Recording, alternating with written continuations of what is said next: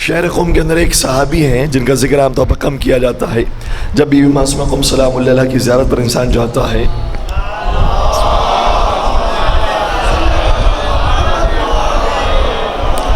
تو be be کے حرم کے احاطے سے باہر ایک قبرستان ہے جس کا نام ہے قبرستان شیخان.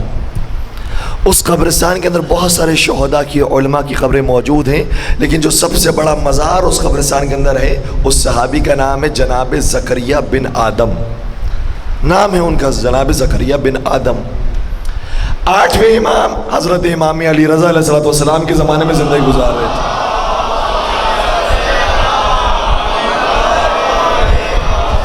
ایک مرتبہ خط لکھا مولا کو، کہا مولا میں قم کے اندر بہت عرصے سے رہ رہا ہوں، لیکن اب قم کے حالات تبدیل ہو گئے ہیں، فضا بگڑ گئی ہے.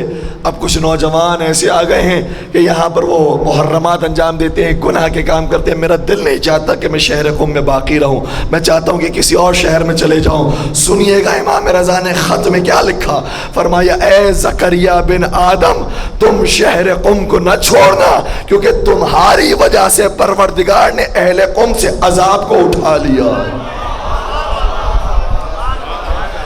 میں سوال کروں گا اے زکریا بن آدم، آپ کیا نبی ہیں؟ آپ کیا رسول ہیں؟ آپ کیا امام ہیں؟ آپ کیا فرشتے ہیں؟ کہے گا نہیں، میں ان میں سے کچھ نہیں ہوں، میں صرف شیعہ امام علی رضا علیہ السلام. اگر کوئی حقیقی معنوں میں شیعہ بھی بن جاتا ہے تو اس کے صدقے سے عذاب اٹھا لیا جاتا ہے. کیا مقام ہے! اور اب اگر زکریا بن آدم کا یہ مقام ہے تو خود بی بی معصومہ قم کا کیا مقام ہوگا؟ سننا چاہیں گے بی بی کا کیا مقام ہے؟ بی بی کے بارے میں ذرا کم بیان کیا جاتا ہے. بی بی کا مقام یہ ہے کہ ان کی جو زیارت نامے کے اندر ایک جملہ آتا ہے. یہ زیارت نامہ بھی کس نے لکھا؟ ایسے نہیں کہ کسی عالم نے لکھا. ہم جاتے ہیں حضرت عبداللہ شاہ غازی کے مزار پر تو ان کی زیارت اگر موجود بھی ہے تو امام نے تو نہیں بتایا ہے کہ عبداللہ شاہ غازی کے مزار پر یہ تمہیں زیارت پڑھنی ہے، نہیں بتایا. اسی طریقے سے بہت سارے امام زادے ایسے ہیں کہ جن کی زیارتیں موجود ہیں لیکن امام نے نہیں فرمایا کہ ان کی زیارت پر جاؤ تو یہ زیارت پڑھا کرو.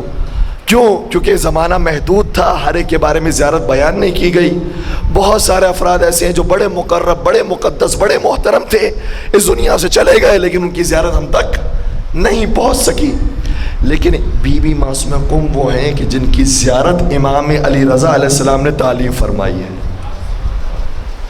اور امام نے پورا طریقہ بتایا ہے کہ زیارت پڑھنے سے پہلے ایک تسبیح نکالو. وہ تسبیح حضرت فاطمہ زہرا ہے، یہ تسبیح حضرت بی بی معصومہ قم ہے. اور اس کا فرق بھی آپ سن لیجئے. حضرت زہرا کی جو تسبیح نکالی جاتی ہے اس میں 34 مرتبہ اللہ اکبر ہے، 33 مرتبہ الحمدللہ، پھر 33 مرتبہ سبحان اللہ. بی بی معصومہ قم کی جو تسبیح ہے اس میں 34 مرتبہ اللہ اکبر تو ہے، لیکن پہلے 33 مرتبہ پھر سبحان اللہ آتا ہے، پھر 33 مرتبہ الحمدللہ آتا ہے. یہ ترتیب کا فرق ہے. وہ بی بی کی ہے اور یہ شہزادے کی ہے. ٹھیک ہے، امام رضا نے تعلیم کیا. پھر جب تسبیح پڑھ لو تو ان کی زیارت پڑھو، اور زیارت بڑی خوبصورت ہے. السلام علی آدم صفوت اللہ، السلام علی نوح نبی اللہ، السلام علی ابراہیم خلیل اللہ، السلام علی موسیٰ کلیم اللہ، السلام علی عیسیٰ روح اللہ. سارے انبیاء پر سلام پہنچایا گیا، پھر ایک ایک کر کے معصومین پر سلام پہنچایا گیا، پھر خود بی بی پر سلام پہنچایا گیا، یہاں تک کہ مولا رضا نے شاہ فرمایا اب جب بی بی کے اوپر سلام پہنچا دیا ہے، اس مرحلے پر آ گئے ہو تو اب اپنے دل و جان سے یہ جملہ ادا کرو، یا فاطمہ اشفعی لی فی الجنہ، اے بی بی فاطمہ معصومہ آپ جنت میں میری شفاعت کر دیجیے.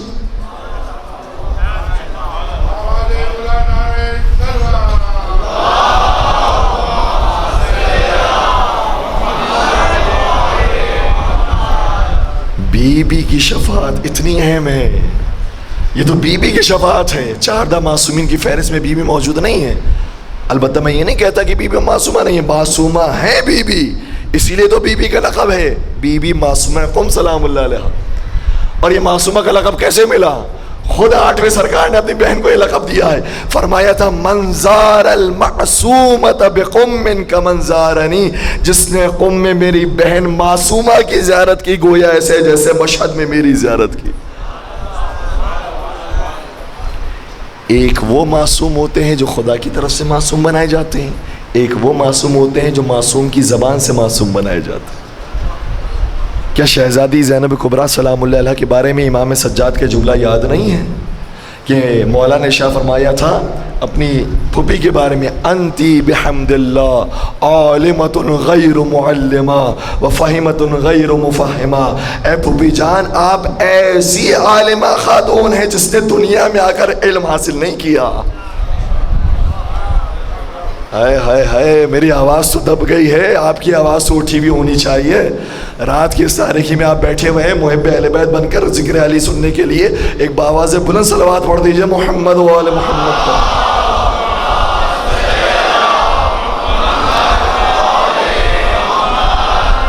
ورنہ میں کل اپنے ساتھ جو دوائیاں لاؤں گا آپ کو بھی دے کر جاؤں گا تاکہ آپ سب کی آواز بلند ہو جائے۔ تو بی بی معصومہ قوم سلام اللہ معصومہ ہیں، لیکن 14 معصومین کی فہرست میں نہیں ہے۔ 14 معصومین کی فہرست میں نہ ہونے کے باوجود بھی مقام یہ ہے کہ امام صادق یہ ارشاد فرماتے ہیں تدخلوا بشفاعتها شیعہ اجمعون، کہ بی بی کی شفاعت کے صدقے میں ہمارے تمام شیعہ جنت میں چلے جائیں گے۔ کس کی شفاعت؟ بی بی معصومہ کی شفاعت۔ جب بی بی کی شفاعت کا یہ عالم ہے تو امام رضا کی شفاعت کا کیا عالم ہوگا؟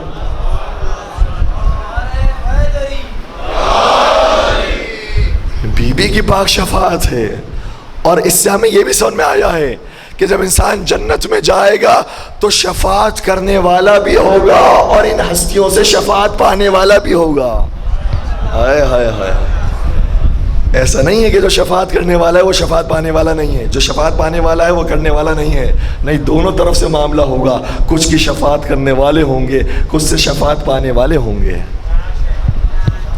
اور یہ بھی علماء نے بیان فرمایا کہ امام رضا نے جو جملہ ارشاد فرمایا یا فاطمہ اشفعی لی فی الجنہ، اس کے اندر ایک نزاکت موجود ہے۔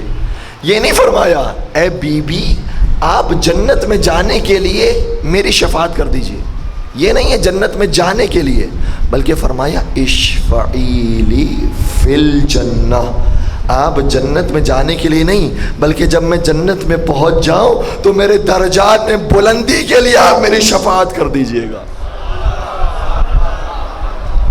فی الجنہ، جنت کے اندر میری شفاعت کیجئے گا۔ اللہ اکبر۔ اب سمجھ میں آیا فرق کیا ہے؟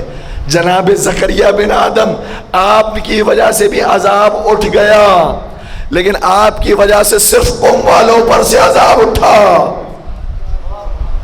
ہائے ہائے ہائے، صرف قوم والوں پر سے عذاب اٹھا، خراسان والوں پر سے آپ کی وجہ سے عذاب نہیں اٹھا، عراق والوں پر سے آپ کی وجہ سے عذاب نہیں اٹھا، پاکستان والوں پر سے آپ کی وجہ سے عذاب نہیں اٹھا، ہندوستان والوں پر سے آپ کی وجہ سے عذاب نہیں اٹھا، لیکن بی بی معصومہ قوم کا مقام یہ ہے کہ تمام شیعہ ان کی شفاعت کے صدقے میں جنت میں جانے والے۔ ایک مل کر درود پڑھ دیجئے عظمت حضرت بی بی معصومہ۔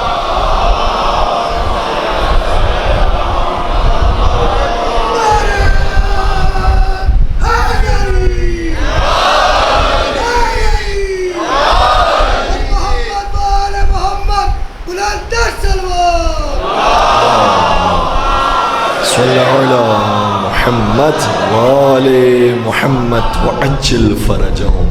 اب اپنی منزلت کو سمجھیے گا، آپ شفاعت کرنے والے بھی ہیں، شفاعت پانے والے بھی ہیں، ان ہستیوں سے شفاعت پائیں گے اور دوسروں کی شفاعت کریں گے۔